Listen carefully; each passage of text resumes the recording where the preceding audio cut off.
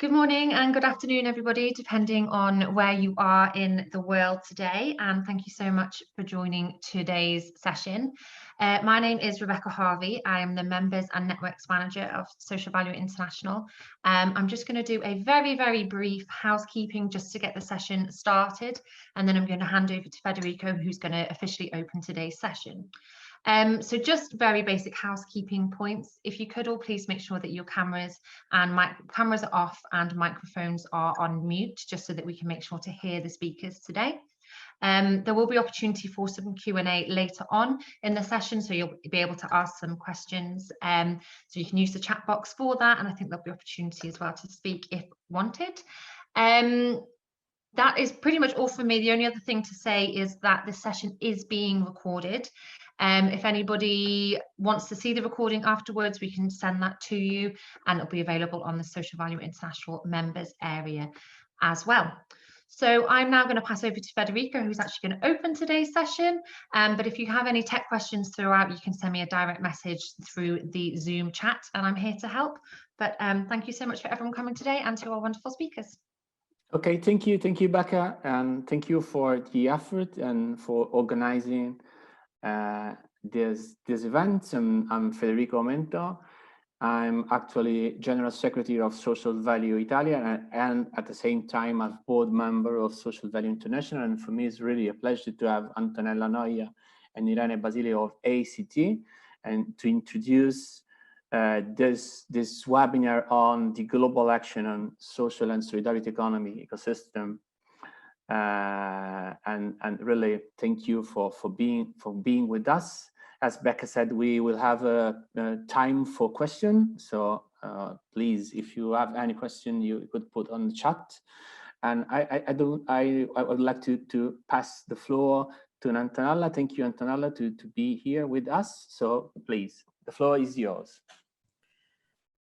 Thank you very much, Federico. Thank you very much, Social Value International, for having given us the opportunity to briefly present our OECD Global Action on Social and Solidarity Economy Ecosystems. And thank you to you all for having accepted their invitation. So I am the head of the unit that at the OECD works on social economy, social entrepreneurship, social innovation, and I have been working in this area for almost 25 years now. And of course, the landscape has continually evolved and is continuing to evolve as well.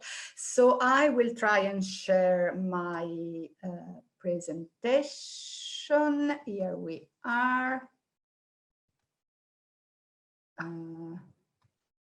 Okay, sorry.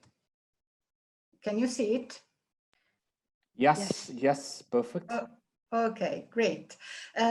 So this action is funded by the European Commission, and it is through the European Union Partnership Instrument. And this is important because it gives immediately the information that the European External Action Services, which uses this partnership instrument, is really willing to include the social and solidarity economy as one element of their external economic action and economic diplomacy. And of course, they have asked OECD to work on this action because, as I was mentioning before, we have started working on these areas. We have been among the international organization, I would say, pioneers in this area, and have adopted as an analytical focus also the ecosystem ecosystem approach, because we believe that policymakers, when they address issues, there are multidisciplinary by essence, such as the social and solidarity economy, social entrepreneurship, have to have in mind the whole spectrum of their action. You will see that two important policy areas of the policy ecosystem are part of this action, and these are the legal framework and social impact measurement. So although we are focusing on this action on this specific policy area, we will look at the whole ecosystem, policy ecosystem in our analysis. And just briefly, because nobody wants to be bothered with the definition, but just to give you an idea on what we mean and what we will use as a field of analysis in this specific action. Social and solidarity economy, of course, when we refer to social economy, we refer to the traditional understanding that is generally shared, at least in Europe. And so we look at organizations such as association, cooperatives, mutual organizations, social enterprises, which lies between, which can stem from social economy, but also from social entrepreneurship sphere. Although, of course, we are all aware that these notions are very context sensitive. And so, in a nutshell, we can say that in the different countries which are target of the action, we will look in general at the non-profit sectors. This is a shortcut, but looking at those entities which mainly have market activity. Okay, so Antonella, do you want to? Yes, there you go. yes, but okay, sorry. So listen, I will need to okay, I'm not sure I will continue to move the screen, but I will shake an hand if I need your help, Irene. So the global action will last 3 years. It has just started. It has started in January 2020 and will last until the end of 2022. And these are the target countries. So you will see all the European countries and these specific non-European countries. Although clearly these are the direct target country, this action aims to benefit also from expertise from other countries.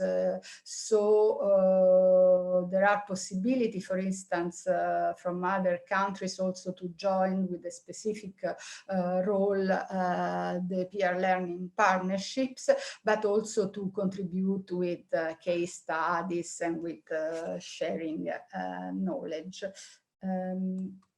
Okay, and these are the main target group of our action.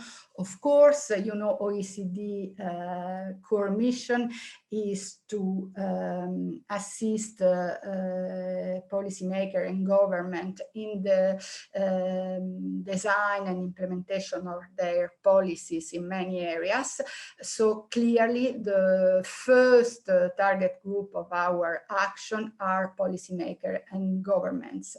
And you are all aware, of course, that during the COVID crisis has made the topic of social economy, social entrepreneurship, social innovation even more central as a mechanism to support the recovery and build back better. So we receive a lot of requests from government to help them to improve their policy ecosystems in the area of social and solidarity economy. And this global action is a perfect additional tool to do so. But we also do not want to work in this connection from the other important groups which are at the core of this action, and of course the social and solidarity actors, their network, and the civil society as a whole, and including all obviously the private sector actors, funders, investors, and others, because of course we really want to make an impact with these actions. So we are also working with media, journalists, influencer, and so on and so forth. And we really invite you all to support us in this effort. This is an ambitious program, and we feel that it can maybe help a bit the world community. So what are the main objectives of this action? As I was mentioning before, and for the reason that I was mentioning before, the increasing importance of the social and solidarity economy, this action wants to contribute to raise awareness on social and solidarity economy as a viable model to foster more inclusive growth, but also as a mechanism to build back better after the COVID crisis. And in order to do so, we want to support the development of social and solidarity economy ecosystem at a global level, as I was mentioning before, in the target countries, but hopefully this action can provide inspiration also for other countries that they can use. And we also, one of the main objectives of the action is to communicate, to increase the visibility of social and solidarity economy globally.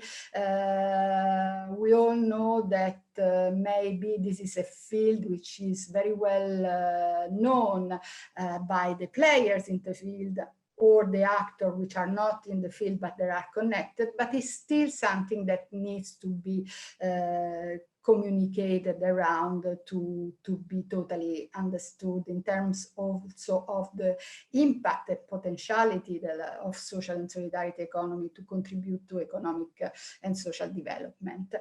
And so the way we will have to achieve our objectives will focus on increasing knowledge and understanding of legal frameworks and social impact measurement. And why so?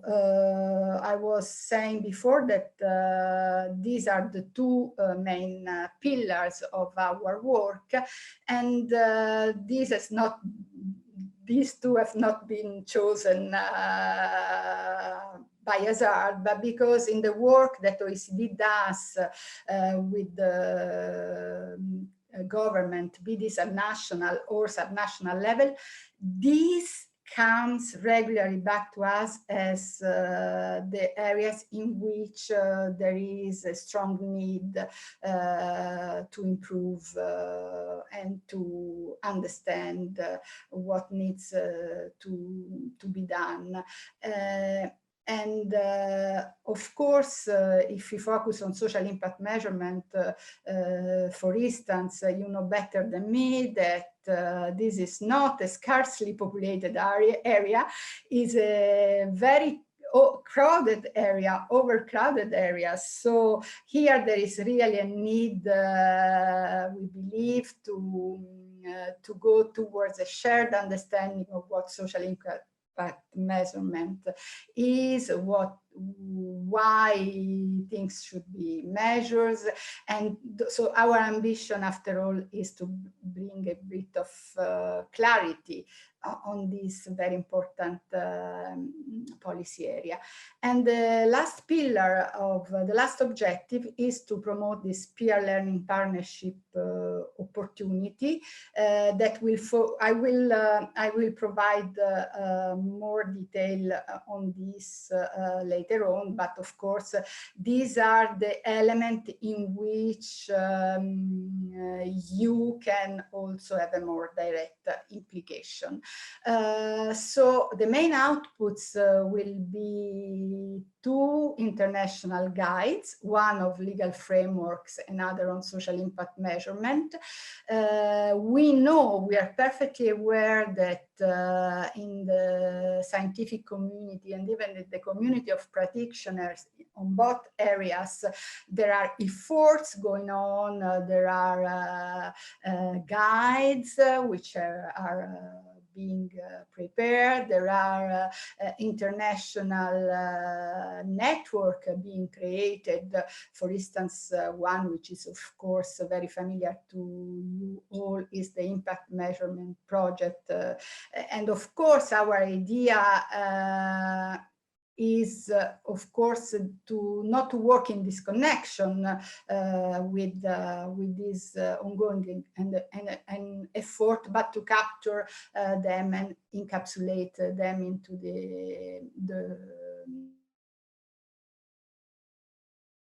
our guides, which will target, once again, they need to have some policy relevance. And so they will provide some guidance to policymakers, but you will see they will be very concrete. They will provide example practices that can be transferred. And of course, we do not want to create new standards with our international guide on social impact measurement, but rather provide some toolkit which can be useful. So peer learning partnership. The idea is to allow the different stakeholders in the wider community, government, practitioner, networks, academics, to work together, to get together, to share their knowledge and expertise, and to contribute to the success of the action, and in particular to the contents of the international guides, by a number of activities that the OECD can finance thanks to the financial support of the European Commission. There is a call for tender currently open, and I am really sorry about this, but I cannot communicate. So should you have questions, please don't ask me questions on the call for tenders, because there are strict rules on from the OECD, and I cannot answer those questions, but you will see in the PowerPoint, you will find the address where you can ask those questions. So the peer learning partnership will be selected shortly, and we will communicate obviously around this. So intermediate outputs very quickly. And these are just some of them, because of course here, for instance, you don't see any reference to the COVID-19 crisis and the consequences on the sector, on the social and solidarity economy, on the economy and society. But of course, we have been requested also to consider this very important aspect, and we will do. And then we will have a number of papers that will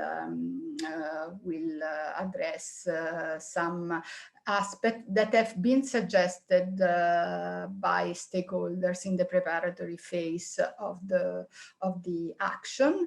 We are currently starting to work on the 2 scoping paper on the legal framework on social impact measurement for FPI, which will be the backbone of the manuals that will be released.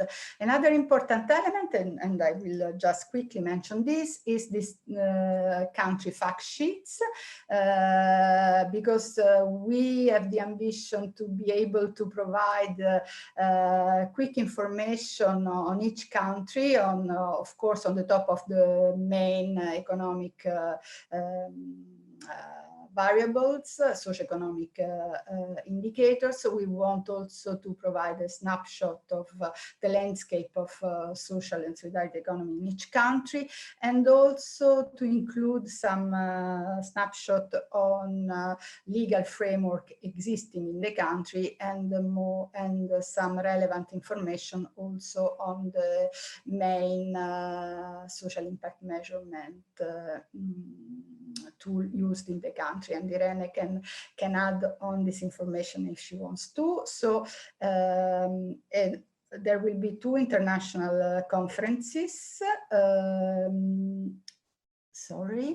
Okay, and this is the timeline. So we have run a number, during this year, we have run a number of webinars to inform the different stakeholders of our action. We have also do some, you might have already received some survey that we have circulated through the different networks and that have helped us to update the general information that we needed to start with the action. Next year will be devoted to the activity of the peer learning partnership, and we will have a conference to launch the action in the first semester of next year.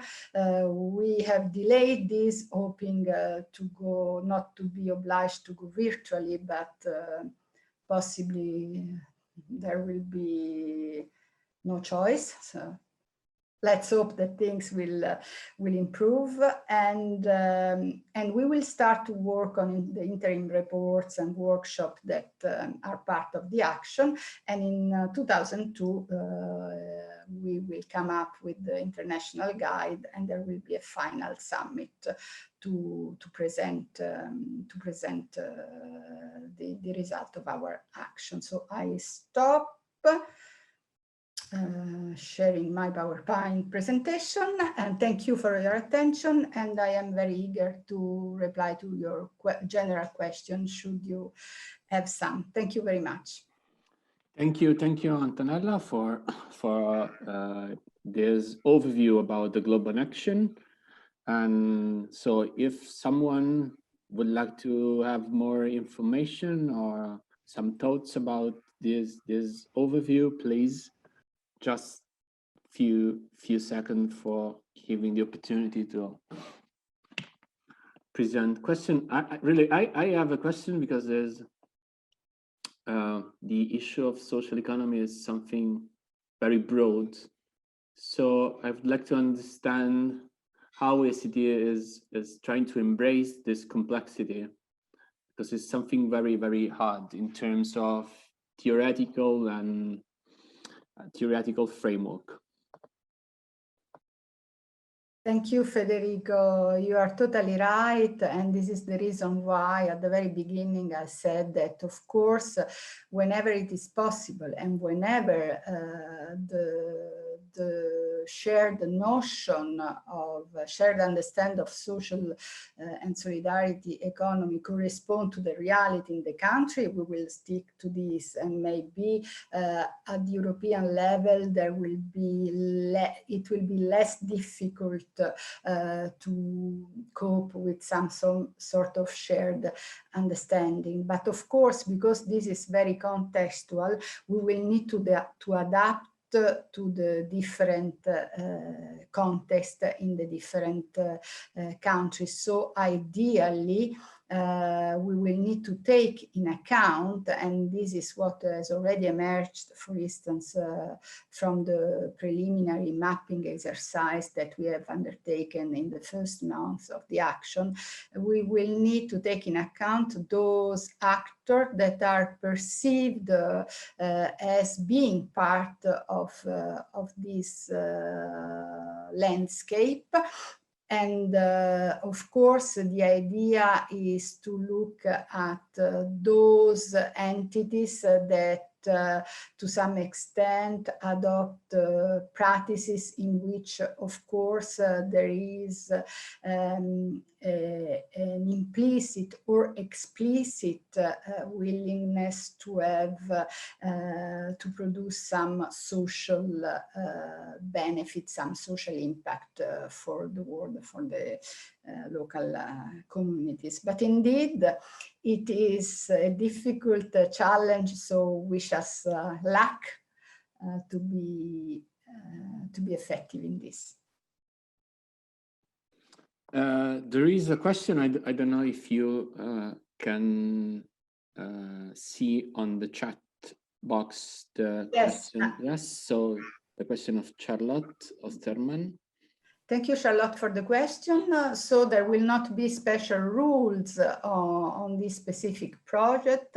Whenever OECD work with case study, in terms of process, of course, we will do due diligence to see that these cases are really good one to inspire other countries. And again, for this specific project, again, we will stay in the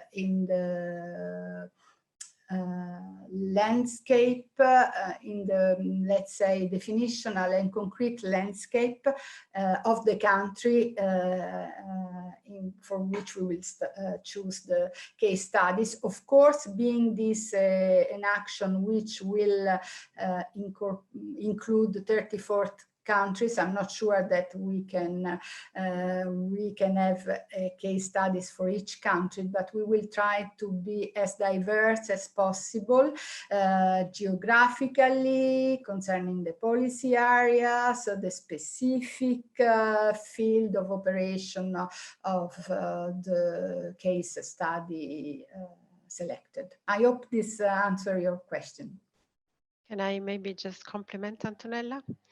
Just Sure. to say that, again, on the identification of case studies, that is really where we count on the active participation of field experts, both in practice and in theory. So both from maybe the consulting or the enabling environment, like all sorts of, capacity building actors, and also from the research and academic area. So there are mainly on social impact measurement 3 channels where these case studies will be identified. The peer learning partnerships that, as Antonella said, are right now just the tenders are being submitted. So hopefully by next year, by early next year, we will know these peer learning partnership, who they are, which organizations and countries are participating on which topics, but social impact measurement is one of the priority areas. So there the objective is really to identify case studies and good practices that can have an international appeal. The second channel is those country fact sheets, where again, we aim to have them as up-to-date and exhaustive as possible. And they will contain also information on social impact measurement, both on the public initiatives to support social impact measurement, as well as on the methodologies and tools available at the national and local level. And these country fact sheets themselves, they will be reviewed by country experts that we're currently scouting for. And finally, of course, there's the guidance on social impact measurement that will be preceded by a scoping paper that we're currently starting to draft, and that will in and of itself be submitted to external consultation through hopefully a series of webinars in the next 2 years, and we will keep the network informed. But just also to have a final comment on the governance of the action per se. The OECD has, of course, its own quality controls of any products, and the action is framed under the local employment and economic development committee, which represent a 30-odd number of countries. So they will also have an opinion and feedback to share on it. And as part of the governance of the action, on top of the European Commission, which is the main funder, we will also have a scientific board of eminent experts. It's 10 members of the scientific board that we're also currently identifying. And so they will be also in charge of reviewing and providing feedback on all the outputs of the action. So thank you. There is another question. Oh, there is another question by Felipe de Souza. Okay, maybe, so the ambition of the project is an encompassing one. And on this, both Irene and myself, we are smiling because Irene, you tell the story. It's a very pertinent question. So thank you, Felipe. I'm not sure I can answer your questions right away. But well, first of all, as mentioned, the really overarching objective of the action is to increase the visibility of the sector as a whole. And of course, then its prominence to policymakers. That's what we really mean. So indeed, we hope that at the end of this action, there will be increased knowledge, increased attention, increased understanding of this sector, this model of economy, really, and that it will be, more easily or more frequently included in all policy outcomes, and whether it is through procurement, strategy setting, throughout the policy cycle. But on mega events in particular, Felipe, I don't know if you are aware, but the OECD does have a recommendation, which is a legal instrument binding to the members and the signatories of the recommendation on the local outcomes, social and economic development outcomes of global events, that was adopted in 2018. It might be helpful for you to have a look at it if you're not aware of it. And under that work, which actually structurally in the organization of the OECD is seated very much, very close to the social economy work that we're currently talking about. Under that work, we are indeed we have developed a number of collaborative projects with the International Olympic Committee. And in particular, we have organized a series of webinars also with the Paris 2024 local organizing committee that is preparing obviously the Olympics that will happen in 2024, and that for the first time have a very sustainable strategy, let's say, both on the green side and on the social side. And for the first time in a global Olympic event, they really target also the social and solidarity economy, thanks to this strong commitment by the French government and the city of Paris in particular. So the global action in itself does not yet have any link to the mega events that you're talking about, but de facto this team here at the OECD has been collaborating and has been connecting the different areas of policy work that the OECD currently has on this matter. Thank you. And just an issue for Felipe.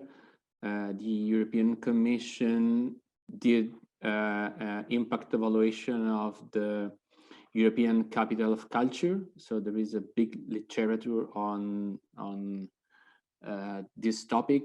Is in a certain way is not a specific impact assessment, is more an output approach, but you can check on the website. There are many reports by the different capital of culture. And another question is regarding the harmonization of framework between profit and non-profit organization, and this is another big issue. I don't know how in the global action you would like to face this issue in terms of alignment between profit and non-profit. Federico, maybe, and also Giuseppe, maybe this is the right time to pass the floor to my colleague, Irene Basile, who is coordinating with me this action and who will focus exactly on this pillar of work on social measurement, and will be glad, I'm sure, to address also this question. Perfect, perfect. Irene, you are not muted. Thank you, Antonella. I will try to address this question, though it's obviously a very challenging one. we wanted to really just have a small time to discuss with you, since we really value your opinion and your experience, what will be the role of social impact measurement again in the broader OECD global action. As Antonella has clearly outlined, we are really in the early stages of our work on social impact measurement under the framework of the global action. So we cannot yet present anything. We are here really to engage as early as possible and to identify relevant resources and expertise that we should hopefully engage with in the following stages and build opportunities for collaboration. But what we can say is that the OECD and the social economy unit and social innovation unit that Antonella is leading has been working on the topic of social impact measurement for a while. So if you look it up on the OECD webpage, there are a number already of policy briefs that have been produced on social impact measurement for social enterprises, for instance, but also on scaling the impact of social enterprises. And finally, another major product that we have is the Better Entrepreneurship Policy Tool that was also co-constructed with the European Commission. It's free of access. You can look it up. And there it's both a self-assessment exercise, a self-assessment platform, as well as a resource center, sorry. So there you will find a number of case studies and policy briefs that the OECD has produced in the past, including on the topic of impact measurement, as well as the opportunity to undertake a self-assessment survey on the 7 different areas of the ecosystems as we read it, where one of them is managing, measuring, and reporting impact within the framework, of course, of social entrepreneurship and social enterprise development. So there, under this dimension, as you see, what the European Commission at the OECD have identified as critical factors for success, let's say, in building an ecosystem that is favorable to impact management, measurement and reporting. There are 4 criteria which might steer your thoughts. The first one, and here we have adapted, of course, because the Better Entrepreneurship Policy Tool is really focused on social enterprises, whereas the global action, as Antonella mentioned, is also a bit broader, covering the whole non-profit sector that has market-based activities. But one of the first criteria is that organizations have access to methods for measuring and reporting impact, so that they exist and that they're easily accessible to organizations. Again, this is both at the local and at the national level. Another criteria for a satisfactory enabling environment is that impact metrics and reporting techniques are co-constructed with the social and the solidarity community. So this points to the fact that the tools should be co-owned from the design phase with the stakeholders that are supposed to use them. The third criteria, and here maybe we go a bit back to the role of the public administration in raising awareness around the impact measurement practices and culture and reporting needs. So whether there are public initiatives to raise awareness and to build a culture for social impact measurement. And finally, again, going back to the policymaking role, whether the evidence produced through measurement and reporting actually feeds in the public debate and is taken into account by policymakers. So these are just some of the elements that for us contribute to a positive ecosystem that fosters social impact measurement. I don't know how you see this, if this strikes a chord with you, if you think there are other elements that the action should take on board. As you can imagine, we are playing here with 2 different levels. So both what are social impact measurement methodologies that are fit and easily accessible to SSE organizations, so at the entity level, if you want, or the corporate level, but also what are the methodologies being used at the maybe more aggregate level, whether it is portfolio level, for instance, for impact investors, or in a given geography, sector, national program, spending program for policymakers, for instance. So of course, the action aims to produce relevant case studies, both and relevant evidence, both for SSE organization, but also for policymakers interested in promoting the social and solidarity economy.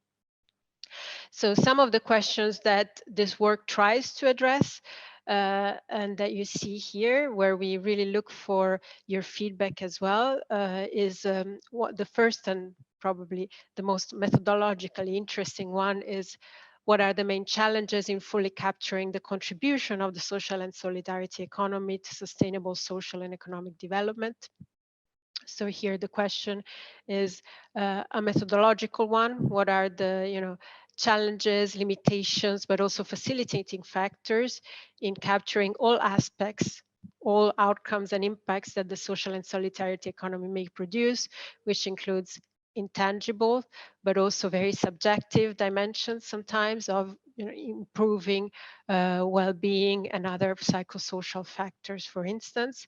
And of course, this speaks also to the need, but also to the challenges of using monetization techniques, for instance. Then identifying good practices in terms of impact measurement and management and reporting by social and solidarity economy actors more broadly, which can be, again, social enterprises, non-profits, but also intermediaries, ecosystem intermediaries, enablers, impact investors or philanthropic investors, and policymakers themselves, so governments. And finally, what are the opportunities for identifying and sharing mutual learning partnerships? Because the global action has this dimension of cross-border knowledge sharing and capacity building. So we are looking, obviously, to build partnership between EU member states, but also with the partner countries in an approach that wants to be, again, as globally relevant as possible. And we know that practices or good practices are never transferable as such, but they can provide an inspiration, and that is the objective of the action. So I wanted to stop here. I'm going to try and answer very briefly the question that was raised on how to harmonize the existing evaluation frameworks for profits and non-profits.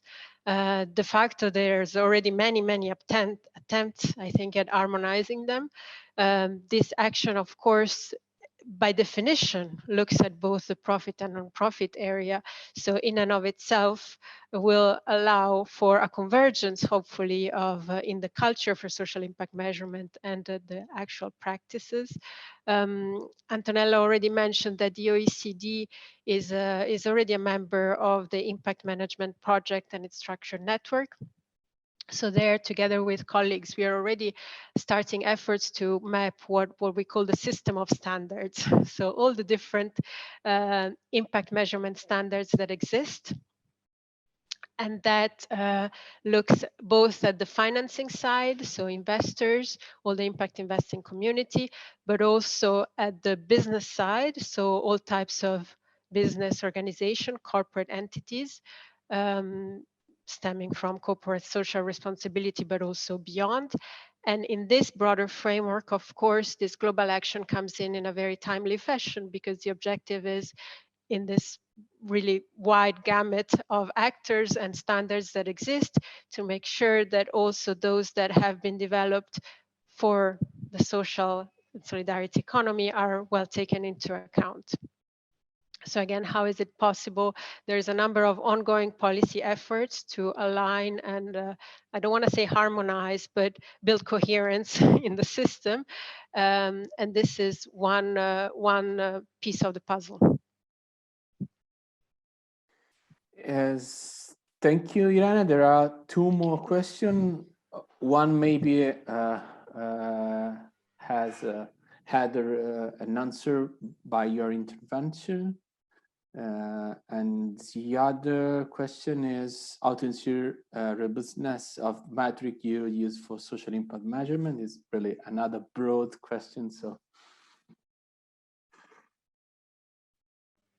Antonella, I don't know if you want to start on the question of how does social impact in business figure in this action? My answer would be that, of course, as mentioned before, the focus of the action is really on social economy, social and solidarity economy entities, with the caveat that I mentioned before. So, in principle, let's say if you mean traditional business, I don't know what language I should be using, but purely for profit commercial business, they will not be addressed in this framework. But as Irene was mentioned before, they have been looked at through the other project that OECD is working on. And so hopefully with this project and the other project, we will have a wider coverage. Irene, if you want to add something more, you are welcome. I think to better capture also the scope of this action, again, it is important to maybe go back to the roots of the definition on social enterprises and social entrepreneurship that the OECD has really started to develop, that we have an early definition from back in the 90s that was then incorporated also on some European legal instruments.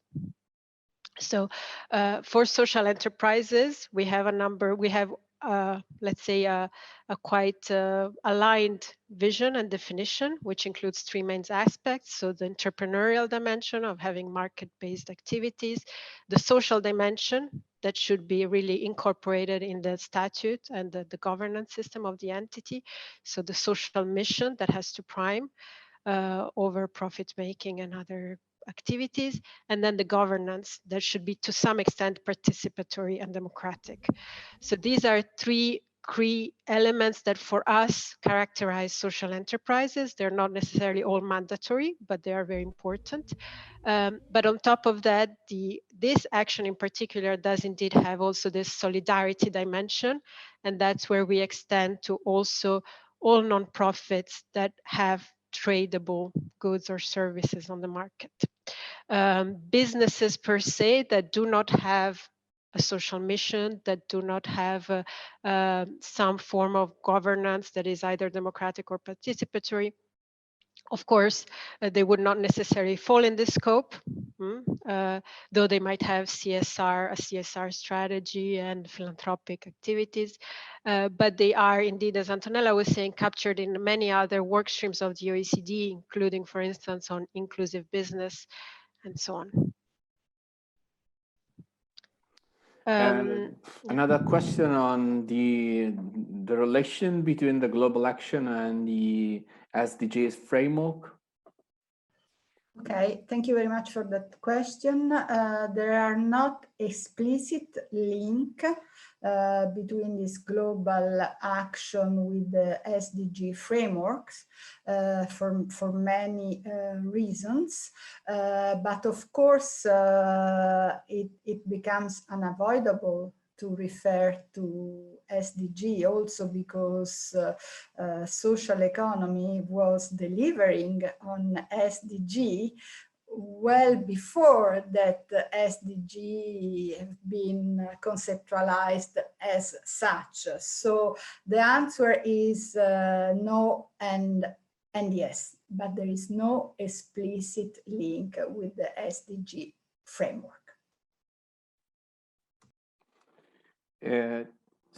Thank you. I don't know if someone else would like to share some question or.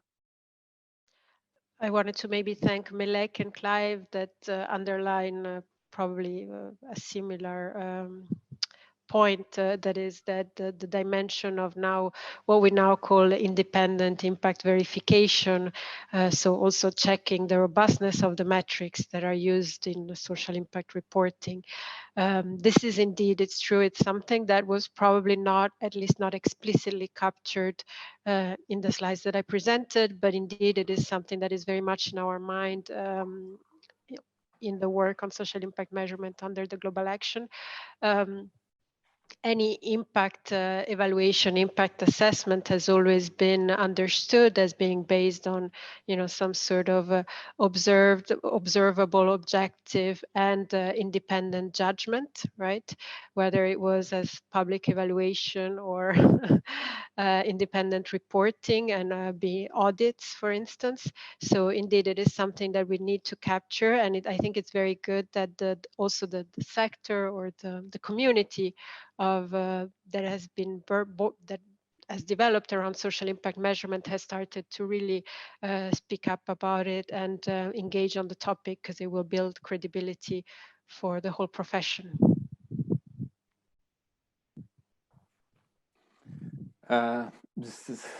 Thank you for Malek for your thoughts about and your vision about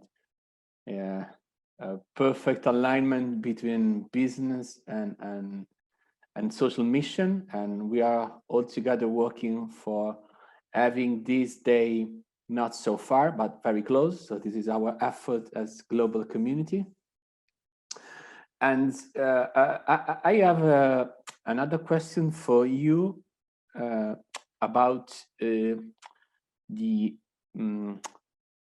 relation, the power relation between donors, public donors and private donors with the social economy organization in terms of what should be measured, because this is a very sensitive point. And what is in your opinion so best practices or approaches that could be disseminated to work on this issue? Antonella, do you want to start now? I can start. Okay. It's something that we always, I don't want to say struggle, but it's something that regularly comes up in all the policy reviews that the OECD carries out. So part of the work that Antonella's unit does since over maybe a few decades now, is to conduct policy reviews at the regional or national level on how to boost social enterprises, social enterprise development. And since we take always this ecosystem approach, we always look also at the topic of social impact measurement. And something that regularly comes up is both the difficulty that social economy organizations have in reporting their impact in a purely quantitative manner, the difficulty of accessing or creating raw data, but also of fitting into methodologies where that don't fully capture, again, the outcomes of their work. So the need to have complementary qualitative narrative evaluations and reporting. And at the same time, also, of course, the lack of resources and easily available expertise, readily available expertise for capacity building in producing social impact measures and reports. We see that a number of governments are taking very active interest in this topic, and again, the policy reviews of the OECD point out to local and national initiatives to try and harmonize these frameworks. And some of them are, of course, very interested in quantitative measures that can be linked to their public spending tools. So for instance, social outcome procurement or social impact bonds and so on. But there are also more broader approaches that are more comprehensive, that take more of also an organizational learning perspective. So like the impact path, for instance, where we have a more comprehensive framework that goes beyond the pure quantitative measurement. So I think there's a divergence and there's a tension there that needs to be acknowledged, of course. And one of the things that we always see is that the two approaches need to be complementary. So there needs to be impact evidence that comes from the bottom up, which needs to be enabled by social and solidarity economy organizations, because it's not just for accountability, but also for learning needs. And at the same time, there is the need of policymakers to also take responsibility and maybe produce more impact evidence on their public policy measures that promote the social impact economy, because very often that is also somewhat overlooked. If I may say. So it's important that we take both perspective, both levels of social impact measurement, and we look at all actors and how they are promoting this culture and contributing to creating impact evidence. Antonella, do you have anything to add? I don't know, any question? We have 5 minutes more. I don't know if someone, maybe not. So I would like to thank Antonella and Irene for their time and for sharing this amazing picture of the global action. And for us as a global community working on social values, really important to work with you and support your effort in terms of the dissemination of your work, your amazing work on this topic. So thank you so much for your time, and I hope that we could have another opportunity to